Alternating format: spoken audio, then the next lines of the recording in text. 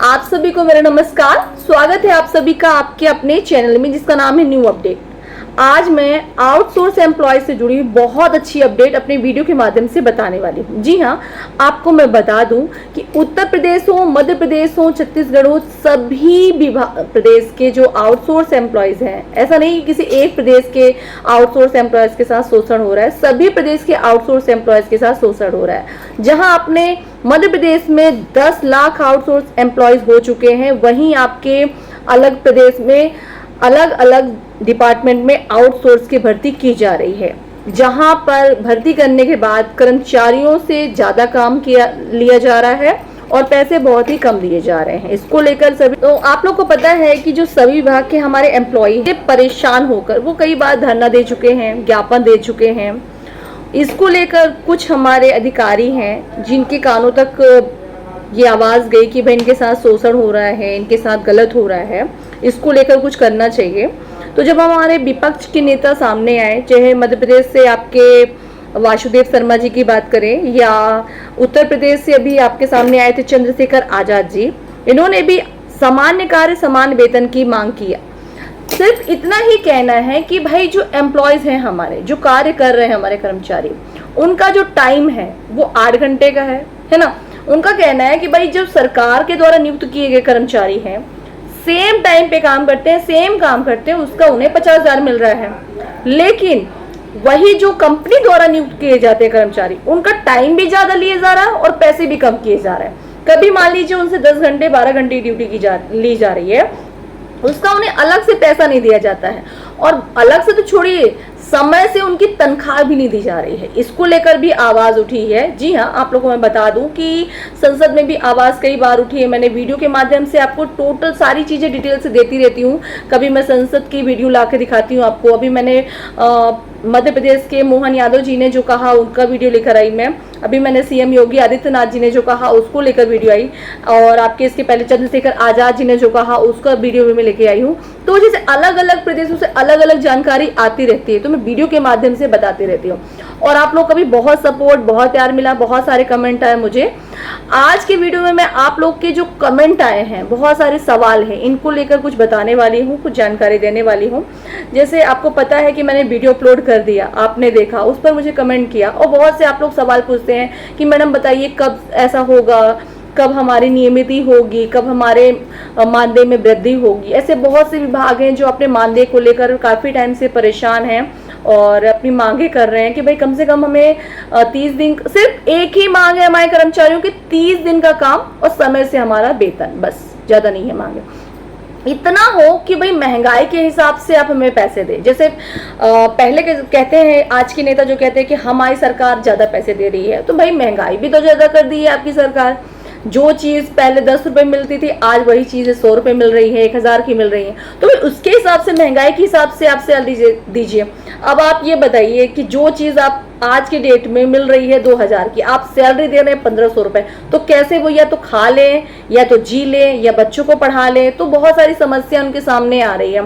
सभी को आयुष्मान योजना का लाभ नहीं मिल रहा था। तो अब सरकार ने ये सारी चीज़ें ध्यान पे रखते हुए सरकार के कानों तक ये आवाज गई हुई है, और सरकार प्रॉपर सारी चीजें ध्यान में दे रही है। जी हाँ, आपको मैं बता दूं कि अभी मैं आपको वीडियो अपलोड करने वाली हूँ जिसमें हमारे योगी आदित्यनाथ जी ने प्रॉपर सभी के हाथ में, किसी को आवास का पैसा, किसी को किसान सम्मान निधि का पैसा, किसी को रोजगार के लिए पैसा, सभी को चेक दिया है। प्रॉपर 570 विभागों को उन्होंने आगे बढ़ाने की बात कही है। पूरा वीडियो मैं विस्तार से बताने वाली हूँ। वीडियो को लास्ट तक जरूर देखिएगा। वीडियो पसंद आए तो वीडियो को लाइक कीजिएगा। चैनल पे पहली बार आए तो प्लीज सब्सक्राइब जरूर करिएगा। तो चलिए शुरू करते हैं आज का वीडियो।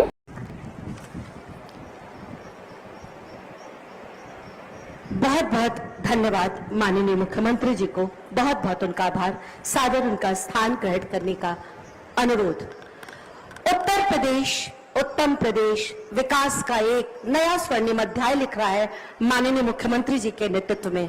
हम महिलाएं, माताएं, बहनें सुख और चैन से अपनी जिंदगी जी रहे हैं माननीय मुख्यमंत्री जी आपके आशीर्वाद से। आज प्रतापगढ़ की इस पावन धरा पर मैं सबकी जोरदार तालियों के बीच आपसे अनुरोध करती हूँ, मां बेला के इस धरती पर हम सबको अपना आशीर्वाद प्रदान करें, हमारा मार्ग प्रशस्त करें। माननीय मुख्यमंत्री जी।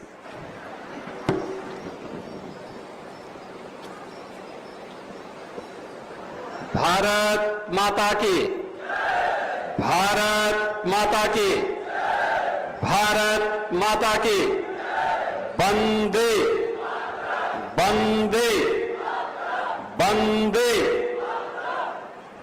माता बेल्हा देवी के इस पावन धाम में जनपद प्रतापगढ़, जिसका अपना पौराणिक और ऐतिहासिक परंपरा है, इस पावन धरा को नमन करते हुए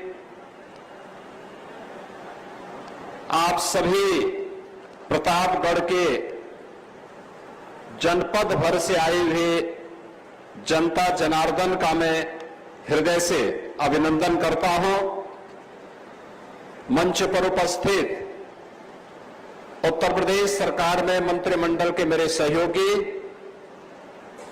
प्रभारी मंत्री प्रतापगढ़ श्री दयाशंकर सिंह जी, भारतीय जनता पार्टी के प्रदेश के महामंत्री श्री अमरपाल मौर्य जी, हमारे लोकप्रिय विधायक श्री राजेंद्र मौर्य जी,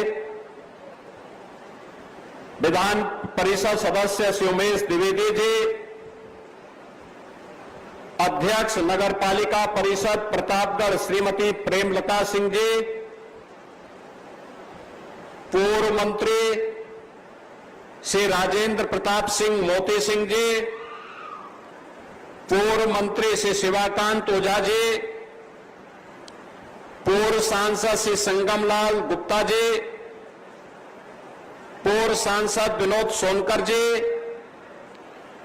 भारतीय जनता पार्टी के जिला के प्रभारी श्री कौशलेंद्र सिंह पटेल जी, जिलाध्यक्ष आशीष श्रीवास्तव जी, पूर्व विधायक धीरज ओझा जी, पूर्व विधायक राम शिरोमणि शुक्ला जी, और आज के इस कार्यक्रम में उपस्थित भारतीय जनता पार्टी, अपना दल, निषाद पार्टी और सुहेलदेव राजभर पार्टी के सभी पदाधिकारी और उपस्थित बहन और भाइयों,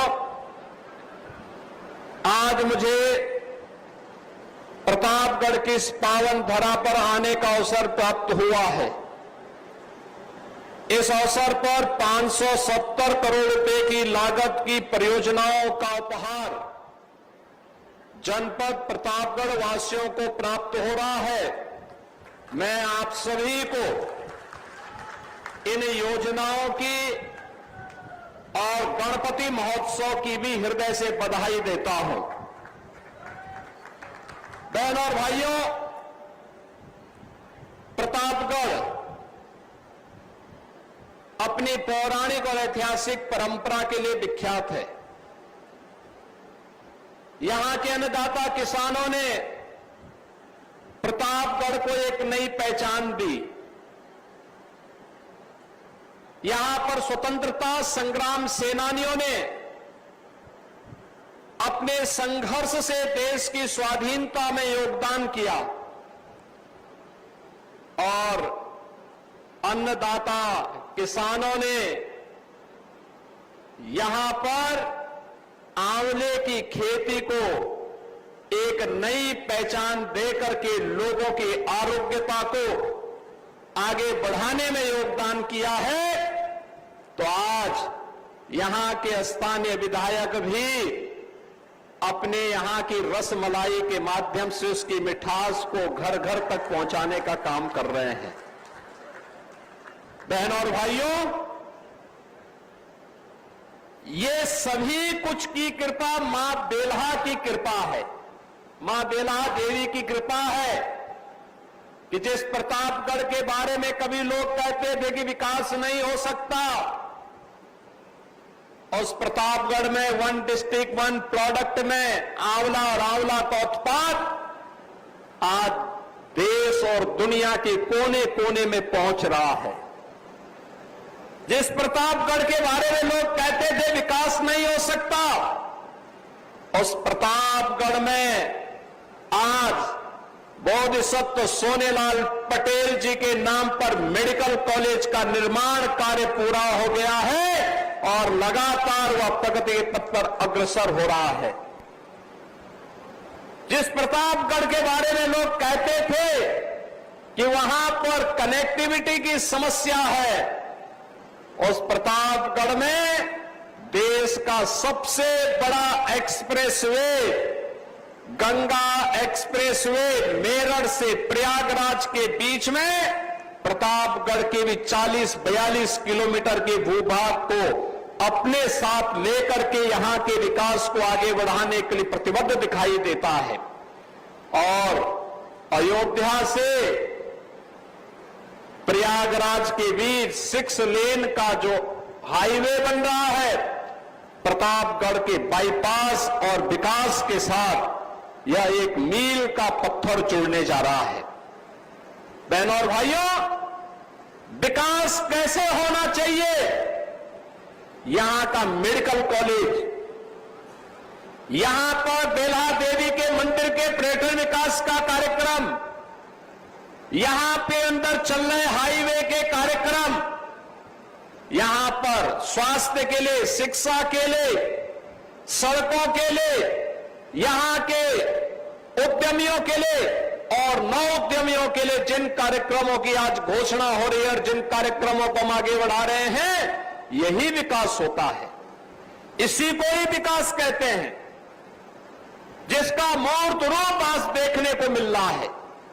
और इसीलिए आज मैं एक बार फिर से प्रतापगढ़ के अंदर आया हूं उन सभी पूर्वजों का स्मरण करने के लिए जिनके पसीने से प्रतापगढ़ में आंवला जैसा औषधीय अमृत फल इन्होंने दुनिया के सामने प्रस्तुत करके उसे अपने साथ जोड़ने का काम किया।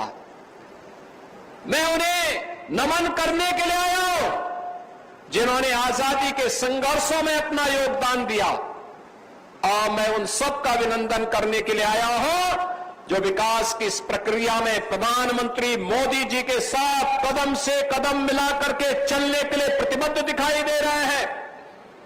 याद करिए, पिछली सरकारों ने एक जनपद एक माफिया दिया था। वह माफिया लूटता था, शोषण करता था, विकास की योजनाओं में डकैती डालता था, गरीबों के हकों को छीनता था, बेटी और व्यापारी की सुरक्षा के लिए खतरा पैदा करता था। खनन माफिया के नाम पर, भू माफिया के नाम पर, वन माफिया के नाम पर, पशु माफिया के नाम पर, बालू माफिया के नाम पर तबाही मचाता था। लेकिन ये डबल इंजन की सरकार प्रधानमंत्री मोदी जी के नेतृत्व में माफिया संस्कृति को, गुंडा संस्कृति को, दंगों की संस्कृति को समाप्त करके 1 डिस्ट्रिक्ट 1 प्रोडक्ट भी देता है और 1 डिस्ट्रिक्ट 1 मेडिकल कॉलेज भी देता है, जिसका प्रतापगढ़ एक अनुपम उदाहरण है। बहनों, लोग दुत्कारेंगे, लेकिन अगर आप कहेंगे कि हम उस जिले से हैं जिस जिले में आंवला वहां की पहचान को बनाता है, अमृत फल आंवले से आपकी पहचान बनती है, medical college Sonelal Patel medical college से आपकी पहचान बनती है, आपकी पहचान बनती है यहां के राजेंद्र मौर्य के द्वारा बनाए जाने वाली रसमलाई से। तो बहन और भाइयों, कितने लोगों को इन्होंने रसमलाई खिलाया है? खिलाएंगे वो जरूर, अब तो हाथ खड़े कर दे तो जरूर खिलाएंगे। अब आपको इनको एक बार खिलाई रसमलाई की दावत। ये हमारे स्थानीय कारीगरों की मेहनत है, और इसी कारीगरी की मेहनत के लिए प्रधानमंत्री जी ने कहा वोकल फॉर लोकल। हमारे देश का पैसा हमारे कारीगरों के हाथों में जाएगा, हमारे देश का पैसा हमारे हस्तशिल्पियों के हाथों में जाएगा, हमारे हलवाइयों के हाथों में, हमारे बढ़ई के हाथों में, हमारे राजमिस्त्री के हाथों में जाएगा, हमारे कारपेंटर के हाथ में जाएगा। देश समृद्ध होगा, रोजगार का सृजन होगा। और अगर हम विदेशी सामान को खरीदते हैं तो बहन और भाइयों, हम देश को विपन्न बनाते हैं। वही मुनाफा फिर देश के अंदर आतंकवाद को बढ़ाता है, अलगाववाद को बढ़ाता है, अराजकता को बढ़ाता है, गुंडागर्दी को बढ़ाता है, धर्मांतरण को बढ़ाता है। आज जब मैं आपके बीच में आया हूं आपसे कहने के लिए, अभी कुछ दिनों के बाद, ठीक 1 महीने के बाद हम लोग नवरात्रि के आयोजन के साथ जुड़ेंगे। शारदीय नवरात्रि का भव्य आयोजन होगा। मां दुर्गा की, जगत जननी मां भगवती दुर्गा की पूजा का अवसर होगा। मां बिहला देवी के, मां चंद्रिका देवी के पूजन का एक अवसर। माफिया मुक्त, दंगा मुक्त, गुंडागर्दी से मुक्त प्रदेश की बात कही नहीं, बल्कि इसको करके दिखाया है। और आज मैं फिर से कहने के लिए आया हूं, बेटी और व्यापारी की सुरक्षा पर अगर किसी ने सेंध डाला तो उसको ध्यान रखना होगा कि अगले चौराहे पर कोई यमराज उसका इंतजार कर रहा होगा। उससे कम पे कोई बात नहीं करेगा। इसलिए बेटी की इज्जत पर हाथ मत डालना। तुरंत अगले चौराहे पर फिर उसका काम तमाम होने वाला है। और इसीलिए हर बेटी की सुरक्षा हो, हर बेटी का बढ़ने का अवसर मिले, इसी के लिए सरकार ने उत्तर प्रदेश सरकार की पुलिस भर्ती में बेटी को प्राथमिकता दिया। आपने देखा होगा अभी हाल ही में उत्तर प्रदेश पुलिस में 60,200 से अधिक पुलिस भर्ती की कार्रवाई संपन्न किया। 12,000 से अधिक बेटियां उसमें भर्ती होकर के गई। 12,000 से अधिक प्रतापगढ़ की बेटियां भी उसमें भर्ती हुई हैं। अभी कल ही हमने एक नियुक्ति पत्र वितरण का कार्यक्रम किया। 2437 पुलिस आपके महिला और बाल विकास में मुख्य सेविकाओं की भर्ती हुई अधीनस्थ सेवा चयन आयोग के माध्यम से। अब आश्चर्य करेंगे, ये 2437 में से 2425 में केवल बेटियां भर्ती हुई हैं, बेटियां भर्ती हुई हैं। बहनों और भाइयों, ये बेटियों को सशक्त करने की दिशा में, स्वावलंबी बनाने की दिशा में, उनकी सुरक्षा का बेहतर माहौल बने, इसके लिए बेटी बचाओ बेटी पढ़ाओ का कार्यक्रम हो, मातृवंदना का कार्यक्रम हो, कन्या सुमंगला योजना का कार्यक्रम हो, या फिर जीवन के प्रत्येक क्षेत्र में बेटी के जन्म से लेकर के बेटी के स्नातक तक के अध्ययन के लिए उचित अवसर प्रदान करना। शादी योग्य बेटी हो गई है तो प्रदेश सरकार मुख्यमंत्री सामूहिक विवाह योजना के माध्यम से बेटी की शादी के लिए 1 लाख रुपए का अनुदान उत्तर प्रदेश सरकार उपलब्ध करवा रही है, जिससे किसी भी बेटी को दहेज लोभियों के शिकार का शिकार न बनना पड़े। और इसके लिए सरकार पूरी प्रतिबद्धता के साथ लग करके कार्य कर रही है।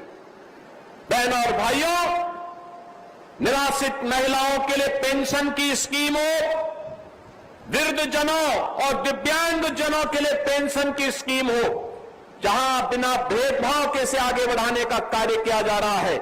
वहीं प्रदेश के अंदर आपने देखा होगा पिछले 10 वर्ष के अंदर, 11 वर्ष के अंदर प्रधानमंत्री मोदी जी के नेतृत्व में देश के अंदर जो परिवर्तन आया है, वो परिवर्तन बिना भेदभाव के शासन की योजना का लाभ प्रत्येक गांव को, प्रत्येक गरीब को, प्रत्येक नौजवान को बिना भेदभाव के उपलब्ध करवाने का कार्य हो रहा है। इन योजनाओं का परिणाम क्या है? योजनाओं का परिणाम है कि आज संतुष्टिकरण का लेवल बढ़ा है, संतुष्टिकरण का लेवल बढ़ा है, और संतुष्टिकरण के लेवल बढ़ने से, सुरक्षा की व्यवस्था पुख्ता होने से, व्यापार बढ़ने से, विकास होने से विपक्ष बौखला गया है। विपक्ष बौखला गया है। ये कांग्रेस हो या समाजवादी पार्टी या बहुजन समाज पार्टी, बहनों और भाइयों, ये वही लोग हैं जब इन्हें सत्ता में आने का अवसर प्राप्त हुआ था। इन्होंने गुंडागिर्दी का पराकाष्ठा की थी, हर जिले में माफिया पाले थे, जनता के विकास के लिए आने वाले पैसे में ये लोग लूट खसोट करते थे, गरीबों के लिए मिलने वाली योजनाओं में ये लोग डकैती डालते थे, विकास के कार्यक्रमों के लिए कोई पैसा नहीं आने देते थे, और जब भी सत्ता में आते थे अपने परिवार के द्वारा लूट खसोट करवा करके अराजकता का एक नया तांडव करने का कार्य करते थे। आज जब उन्हें ये देखने को मिल रहा है कि उनके लिए कोई जगह नहीं, तो राजनीति में भी अभद्र भाषा का प्रयोग कर रहे हैं। याद करिए, ये समाजवादी पार्टी या कांग्रेस का जो इंडी गठबंधन है, ये इंडी गठबंधन एंटी इंडिया गठबंधन है, एंटी इंडिया गठबंधन है। ये भारत विरोधी गठबंधन है। ये भारत की आन बान और शान के साथ खिलवाड़ करने वाला गठबंधन है। भारत को अराजकता की भट्टी में झोंकने वाला गठबंधन है। इनकी सहानुभूति 140 करोड़ भारतीयों के प्रति नहीं, इनके द्वारा भारत के संवैधानिक संस्थाओं को सम्मान नहीं दिया जाता है। ये वही गठबंधन है जो अपने समय में जब इन्हें सत्ता में आने का अवसर प्राप्त हुआ था, उस समय इन्होंने प्रदेश के अंदर और देश के अंदर अराजकता का तांडव किया था। आपने कल देखा होगा न्यूज़पेपरों में, आज के न्यूज़पेपर में और कल के डिजिटल मीडिया और सोशल मीडिया रंगे हुए थे। संबल में 24 में वहां पर जिस प्रकार का दंगा करने की एक साजिश हुई थी, उस दंगों की साजिश का कल जो कमीशन, न्यायिक कमीशन बना था, न्यायिक कमीशन ने अपनी रिपोर्ट दी है और न्यायिक कमीशन की उस रिपोर्ट के कुछ अंश सामने आए हैं। कैसे समाजवादी पार्टी और कांग्रेस के समय में चुन चुन करके हिंदुओं को निशाना बनाया जाता था, कैसे उनकी डेमोक्रेसी को, उनकी जनसांख्यिकी को कम करके लगातार उन पर अत्याचार करवाए जाते थे, कैसे दंगे करवा करके हिंदू विहीन कर दिया जाता था क्षेत्रों को। लेकिन आज एक डबल इंजन की सरकार है, डेमोग्राफी को भी नहीं बदलने देगी और जो भी डेमोग्राफी को बदलने का दुस्साहस करेगा उसको स्वयं पलायन करने के लिए मजबूर होना पड़ेगा, क्योंकि अब बिना भेदभाव के शासन की योजना का लाभ हर नागरिक को प्राप्त हो रहा है। अब तुष्टीकरण नहीं, संतुष्टीकरण के माध्यम से सशक्तिकरण की तरफ हम लोग आगे बढ़ रहे हैं। पिछले 8 वर्ष में 6 करोड़ लोगों को गरीबी रेखा से उभारने में मदद मिली, बिना भेदभाव के आवास की सुविधा का लाभ प्राप्त हुआ। मुझे याद है इसी जनपद में ग्राम्य विकास मंत्री के रूप में डॉक्टर महेंद्र सिंह जी जब काम करते थे, श्री मोती सिंह जी ने बाद में इस परंपरा को आगे बढ़ाया। सर्वाधिक प्रधानमंत्री आवास योजना का लाभ प्रतापगढ़ जनपद के गरीबों को प्राप्त हुआ था, बिना भेदभाव के प्राप्त हुआ था। मुझे याद है कि जब जल शक्ति मंत्री के रूप में कार्य करने का उन्हें अवसर प्राप्त हुआ था, तो जल शक्ति मंत्री के रूप में नहरों में पानी को हेड टू टेल तक पहुंचाने का काम हो या हर घर नल की योजना को गांव-गांव तक पहुंचाने का कार्यक्रम, ये सफलतापूर्वक आगे बढ़ा।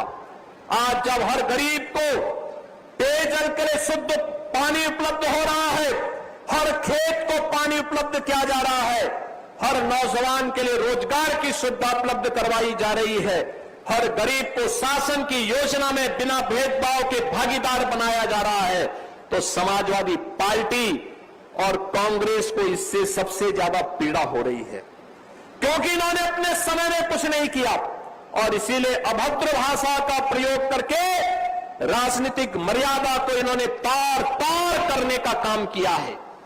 इन लोगों को समझना चाहिए, भारत के प्रधानमंत्री मोदी जी दुनिया के सबसे लोकप्रिय नेता हैं और प्रधानमंत्री मोदी जी के प्रति अब शब्दों का प्रयोग करने का मतलब सूरज पे थूकने जैसा है।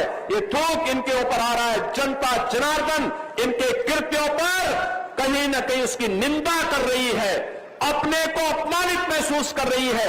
140 करोड़ भारतवासी अपने आप को अपमानित महसूस कर रहे हैं। आज के इस अवसर पर बहन और भाइयों, जब हम लोग प्रतापगढ़ में आए हैं, मैं प्रतापगढ़ वासियों से इसी बात को कहना चाहूंगा। यहां पर विकास की अनेक योजनाओं के बारे में प्रस्ताव प्राप्त हुए हैं। यहां पर स्टेडियम के निर्माण के लिए आज हॉकी के जादूगर मेजर ध्यानचंद जी की पावन जयंती भी है। याद करिए, प्रधानमंत्री मोदी जी के कारण ही मेजर ध्यानचंद जी के नाम पर देश का सबसे बड़ा खेल पुरस्कार घोषित हुआ। मेजर ध्यानचंद